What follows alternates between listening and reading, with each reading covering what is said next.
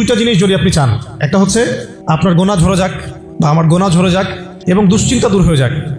এই দুনিয়াতে মানুষের যত পেরেশানি, মানে যত কষ্ট, দুঃখ, দুর্দশা, এর অন্যতম প্রধান কারণ হচ্ছে টেনশন। কারণ কি? টেনশন। কিসের টেনশন? রিজিকের টেনশন, চাকরির টেনশন, ব্যবসার টেনশন, আহাল পরিবারের টেনশন, স্ত্রী সন্তান, ভবিষ্যতে কি করব। দুনিয়ার টেনশনই তো বেশি, যদিও টেনশন থাকা দরকার ছিল পরকালের বেশি। তো দুনিয়ার টেনশন এবং পরকালের টেনশন সব দূর হয়ে যাবে যদি কেউ বেশি বেশি দরুদ পাঠ করে। এটা হাদিস থেকে বললাম। আর গোনা, আমল নামায় যে গোনাগুলো আছে এগুলো মিটে যাবে যদি কেউ বেশি বেশি দরুদ পাঠ করে। একজন সাহাবী রাসূল সাল্লাল্লাহু আলাইহি ওয়াসাল্লামকে বলেছিলেন, ইয়া রাসূলুল্লাহ, আমি আমার দোয়ার মধ্যে কতটুকু দরুদ পড়ব? আমি কি 4 ভাগের 1 ভাগ দরুদ পড়ব? নবীজি বলেছেন সাল্লাল্লাহু আলাইহি ওয়াসাল্লাম, তুমি পড়তে পারো, চাইলে আরো বাড়াতে পারো, বাড়ালে তোমার জন্য উত্তম। ইয়া রাসূলুল্লাহ, আমি কি তাহলে 3 ভাগের 1 ভাগ দরুদ পড়ব আর 2 ভাগ দোয়া করব? নবীজি বললেন, করতে পারো, বাড়ালে তোমার জন্য উত্তম। ইয়া রাসূলুল্লাহ, আমি কি তাহলে অর্ধেক দরুদ পড়ব আর অর্ধেক দোয়া করব? নবীজি বলছেন, বাড়ালে উত্তম, চাইলে করতে পারো। ইয়া রাসূলুল্লাহ, আমি কি তাহলে সারা আমার পুরো দোয়াটাই শুধু দরুদই পড়ব আপনার উপরে? তখন নবী সাল্লাল্লাহু আলাইহি ওয়াসাল্লাম বলেন, যদি তুমি এটা করতে পারো তাহলে তোমার কোনো গুনাহও থাকবে না, কোনো দুশ্চিন্তাও থাকবে না। তো যদি দেখেন যে দরুদ পড়তে পড়তে পড়তে দোয়ার সময় চলে গেছে, এতে আবার মানে মন খুঁতখুত করার কিছু নাই, বরং আপনি সবচেয়ে বেশি লাভবান হয়েছে। আরেকটা আমল আছে যে আমলটা করতে থাকলে দোয়াগুলো এর মধ্যে চলে আসে এবং আপনি দোয়া করে যেটা হাসিল করবেন ওই আমল দিয়ে তার চেয়ে বেশি হাসিল করে ফেলবেন ইনশাআল্লাহ। সেটা হচ্ছে কোরআন তেলাওয়াত করা। কোরআন তেলাওয়াত করা, এই কয়েকটা আমল কালকে খুব খাস করে খেয়াল রাখতে হবে ইনশাআল্লাহ। জুমার রাতের তো ফজিলত আমরা জানিয়ে বললাম প্রথমে। রাত যেহেতু হয়ে গেছে, আজকে কিয়ামুল লাইল না করে কেউ ঘুমাবো না ইনশাআল্লাহ। তো আজকে আমি জাস্ট একটা সূরা নিয়ে কথা বলতে যাচ্ছি আপনাদের সাথে, শুধু একটা ছোট্ট সূরা। ইনশাআল্লাহ অন্য কোনো দিন আরও বিষয়ভিত্তিক আলোচনা হবে। এই সূরাটা হচ্ছে সূরা কাফিরুন। কোন সূরা?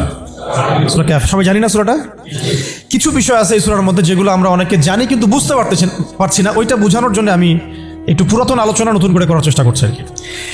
তার আগে একটা ফজিলত বলি যে সূরা কাফিরুন যে ব্যক্তি রাতের বেলা তেলাওয়াত করবে, ঘুমানোর আগে তেলাওয়াত করবে আর কি, আল্লাহ রাব্বুল আলামিন তাকে শিরকের পাপ থেকে হেফাজত করবেন। মনে রাখবেন যে জাহান্নামে যাবে সবচেয়ে বেশি মানুষ শিরকের পাপের কারণে। কোন পাপের কারণে? শিরকের পাপের কারণে। এবং শিরকের পাপ এমন পাপ যেই পাপটা আল্লাহ রাব্বুল আলামিন ক্ষমা করেন না, ওই অবস্থায় মারা গেলে ক্ষমা করেন না। কিন্তু তওবা করলে, জীবদ্দশায় তওবা করলে ইনশাআল্লাহ মাফ হতে পারে, অবশ্যই হতে পারে। কিন্তু ওই শিরকের পাপ নিয়ে কেউ যদি মারা যায় আল্লাহ রাব্বুল আলামিন এই পাপটাকে ক্ষমা করবেন না। এটা সূরা নিসার মধ্যে অনেকবার বলা হয়েছে, ইন্নাল্লাহা লা ইয়াগফিরু আইয়ুশরাকা বিহি ওয়া ইয়াগফিরু মা দুনা যালিকা লিমান ইয়াশা। নিশ্চয় আল্লাহ রাব্বুল আলামিন শিরকের গুনাহকে মাফ করেন না, কিন্তু অন্য যে কোনো বড় গুনাহ হোক আল্লাহ পাক যাকে ইচ্ছা মাফ করতে পারেন, যাকে ইচ্ছা আল্লাহ মাফ করতে পারেন। এখন এই শিরকের পাপ থেকে বাঁচাবে কোন সূরা? সূরা কাফিরুন। রাতের বেলা তেলাওয়াত করতে হবে অন্তত একবার। রাতের আরো অনেক আমল আছে, এটা তো আপনারা জানেনই। অন্তত পক্ষে এই আমলগুলো করবেন। সূরা ফালাক, নাস, ইখলাস এগুলো পড়বেন। শেষ রাতে মোনাজাত করবেন, 2 রাকাত নফল হলেও পড়ার চেষ্টা করবেন। আল্লাহ পাক সবাইকে তৌফিক দান করেন। আর ঘুমানোর আগে সূরা বাকারার শেষে 2টা আয়াত পড়বেন বা 3টা আয়াত পড়বেন।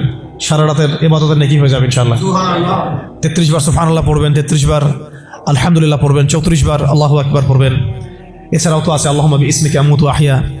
এছাড়াও আরও অনেক দোয়া আছে, কয়েকটা বললাম। সূরা মুলক তেলাওয়াত করতে পারেন যদি সময় হয়, এবং করা উচিত, কারণ সূরা মুলকের তেলাওয়াত কবরের আযাব থেকে বাঁচাবে ইনশাআল্লাহ। এগুলো আমল করবেন। আমলটা বাড়ানোর চেষ্টা করতে হবে এই কারণে যে যার আমল বেশি তার মধ্যে নূর বেশি, আল্লাহ পাকের মারিফত বেশি, তার মধ্যে দ্বীনের ফিকিরও বেশি থাকবে এবং তার দোয়াও বেশি কবুল হবে ইনশাআল্লাহ। সে আল্লাহকে পাবে, কাছে পাবে।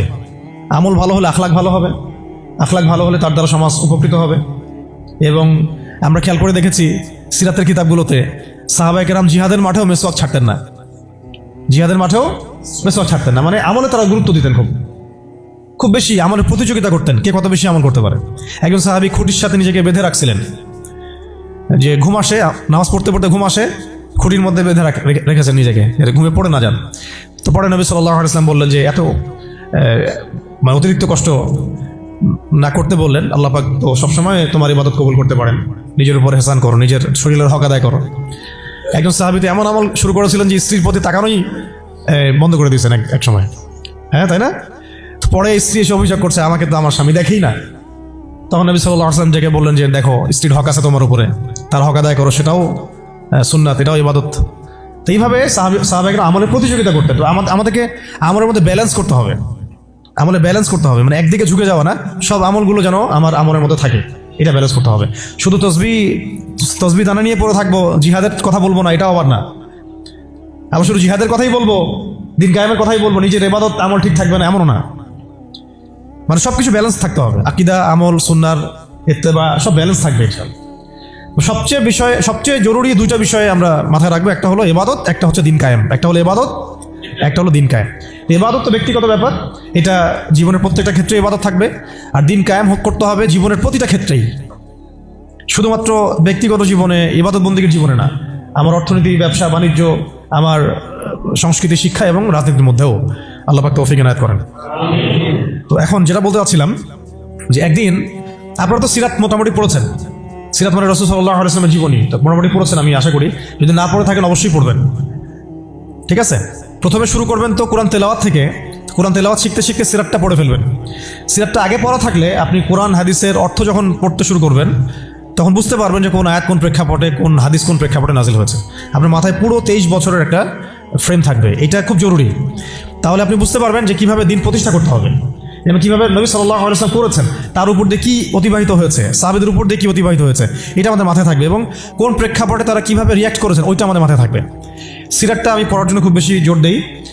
আরেকটা বিষয় বলতে চাই যে এই সিরাতের প্রথম যে 13 বছর এটা ছিল মাক্কি জীবন। কোন জীবন? মানে মক্কায় নবী সাল্লাল্লাহু আলাইহি ওয়াসাল্লাম দাওয়াত দিচ্ছেন। তো মক্কার পরিবেশটা কেমন? মক্কার পরিবেশটা হচ্ছে আবু জেহেলদের শাসন চলতেছে। কাদের শাসন? আবু জেহেলের শাসন চলছে, আবু লাহাবের শাসন চলছে, উতবা সাহেবা এদের কর্তৃত্ব চলছে। আবার একই সাথে নবী সাল্লাল্লাহু আলাইহি ওয়াসাল্লাম তিনিও একটা সম্ভ্রান্ত বংশ থেকে আসছেন, সম্ভ্রান্ত গোত্র থেকে, বনু হাশিম থেকে। তো তার গোত্রের মর্যাদা অনেক বেশি, ঠিক আছে? আর এদিকে বনু মাখজুম, বনু এই তাইম, বনু আদি, আরও অনেক গোত্র আছে। তো তারাও কিন্তু মোটামুটি প্রভাবশালী। তো রাজনৈতিক যে ক্ষমতাটা, মক্কার রাজনৈতিক যে ক্ষমতাটা, এটা আছে ওই সময় আবু জেহেল, আবু লাহাব, উতবা সাহেবা এদের হাতে। এবং ওদের একটা পার্লামেন্ট ছিল, ওর নাম ছিল দারুন নাদওয়া। কি নাম ছিল? দারুন নাদওয়া। তারা আল্লাহকে বিশ্বাস করত, একটু ভালো করে বোঝার চেষ্টা করেন। তারা আল্লাহ পাককে বিশ্বাস করত, আল্লাহ বলে একজন আছে, এটা তারা আকীদা ঠিক রাখতো। এমনকি আল্লাহ পাক সৃষ্টিকর্তা, আল্লাহ পাক রিজিক দাতা, আল্লাহ সন্তান দাতা, এটাও তারা বিশ্বাস করত। কারা বিশ্বাস করত? আবু জেহেল, আবু লাহাব, উতবা সাহেবা, তারাও বিশ্বাস করত। তাহলে কিসে বিশ্বাস করতো না? তারা তাওহীদে রুবুবিয়াত বিশ্বাস করতো, কিন্তু উলুহিয়াত, আসমা সিফাতে বিশ্বাস করতো না। মানে আল্লাহ পাকেরই যে বিধান মানতে হবে, আল্লাহ পাকেরই যে দাসত্ব করতে হবে এবং মৃত্যুর পর জবাবদিহিতা আছে, এই বিষয়গুলোতে তারা বিশ্বাসী ছিল না। এখন প্রথম 3 বছর নবী সাল্লাল্লাহু আলাইহি ওয়াসাল্লাম গোপনে দাওয়াত দিয়েছেন। কত বছর? প্রথম 3 বছর। আর চতুর্থ বছর থেকে প্রকাশ্যে দাওয়াত শুরু হয়েছে। মক্কার কত বছর মোট? 13 বছর। এই সময় তো ইসলামী রাষ্ট্র কায়েম হয় নাই, হয়েছে? দাওয়াত হয়েছে, খালি দাওয়াত। কোন পরিবেশে দাওয়াত? বলুন, আবু জেহেলের যে রাজত্ব, ওর মধ্যে দাওয়াত হয়েছে। মনে করেন যে আপনি এখন আছেন মোদির রাজত্বে, মনে করেন ওই রকম একটা পরিবেশে যদি ইসলাম আসে, ওইটা একটা মক্কার মিসাল হইতে পারে, যে ওইটা একটা মক্কার মতো পরিবেশ। ওইখানে আপনি দাওয়াত, সবাই অমুসলিম, সবাই মূর্তি পূজারী, সবাই মুশরিক, ওখানে আপনি ইসলামের দাওয়াত দিচ্ছেন। পরিস্থিতি কত কঠিন? কঠিন না সহজ? অনেক কঠিন। শুধু যে শিরক আছে তা না, ওই সমাজে সুদও আছে। কি আছে ওই সময়? সুদ আছে। ওই সমাজের মধ্যে জেনা আছে, ওই সময় ব্যভিচার আছে, ওই সময় মাদক দ্রব্য আছে, মেয়েদের অবমাননা আছে, কন্যা সন্তানের জীবন্ত দাফন করা হয়, তারপরে জুয়া আছে, মারামারি, হানাহানি, কাটাকাটি, গোত্রে গোত্রে দ্বন্দ্ব, এগুলো একটা সমাজের মধ্যে। একটু চিন্তা করেন, কল্পনা করেন। আপনার এই এলাকা কি এমন? আপনার এলাকা কি এমন? না।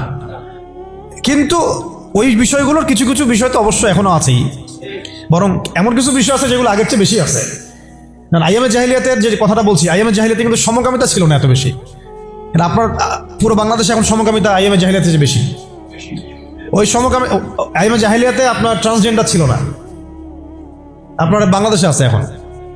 আইয়ামে জাহিলিয়াতে ছিল না, এগুলো ছিল আইয়ামে জাহিলিয়াতে? ছিল না। প্রযুক্তির এত উৎকর্ষ ছিল না যেটা দিয়ে এরকম বোম টোম ফেলে, পারমাণবিক বোম দিয়ে মানুষকে মেরে ফেলা যায়, ছিল? মানে অনেক ব্যাপার আমি আপনাকে দেখাতে পারবো যেগুলো আইয়ামে জাহিলিয়াতের চাইতে এখন অনেক বেশি আছে, শয়তানি। কিন্তু কিছু কিছু বিষয় ছিল যেগুলো আবার আইয়ামে জাহিলিয়াতে ছিল না। এক কথায় আমরা এটা বলতে পারি যে নবী সাল্লাল্লাহু আলাইহি ওয়াসাল্লাম যখন নবী হয়ে এসেছেন তখন 23 বছরের মধ্যে তিনি আইয়ামে জাহিলিয়াতকে কবর দিয়ে গেছেন।